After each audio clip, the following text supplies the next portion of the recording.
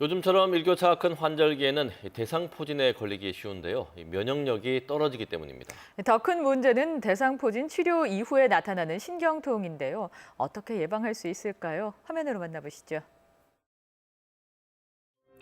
대상포진은 면역력이 떨어졌을 때 수두바이러스가 활성화되면 생깁니다.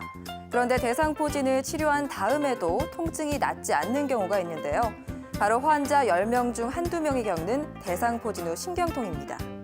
대상포진이 치유되고 1개월 후에도 통증이 지속되는 경우 이를 대상포진 후 신경통이라고 합니다. 옷깃이 스치기만 해도 통증을 느낄 수 있고 전기가 오는 것처럼 찌릿찌릿하거나 개미가 기어가는 듯한 느낌이 드는 경우도 있습니다. 대상포진을 앓았을 때 피부 발진이나 통증이 유독 심했거나 당뇨병이 있다면 더 잘 생길 수 있습니다. 또 나이가 많은 환자도 조심해야 하는데요. 대상포진 후 신경통은 면역력이 떨어진 환자일수록 잘 발생합니다.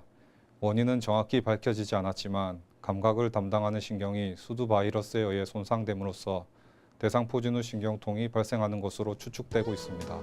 2010년 9만 명을 조금 웃돌았던 환자는 2014년 13만 5천 명을 넘어섰습니다. 증상이 심해서 입원한 환자도 같은 기간 13%쯤 늘었습니다.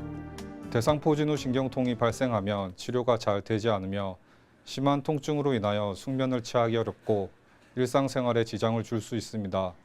따라서 급성 통증을 적극적으로 치료하고 만성 통증으로의 진행을 막기 위해 약물 치료와 신경 차단 요법을 함께 실시하는 것이 매우 중요합니다.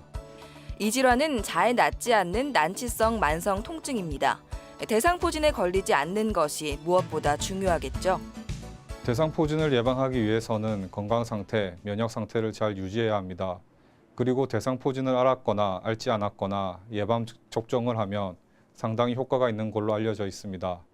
만약 대상포진에 걸린 경우 초기에 적극적으로 치료하면 90% 이상 통증이 감소되며 대상포진 후 신경통의 발생을 최소화할 수 있습니다. 대상포진 재발률은 5% 미만으로 낮은 편입니다. 하지만 면역력이 떨어지면 언제든지 재발할 수 있습니다. 건강 365였습니다.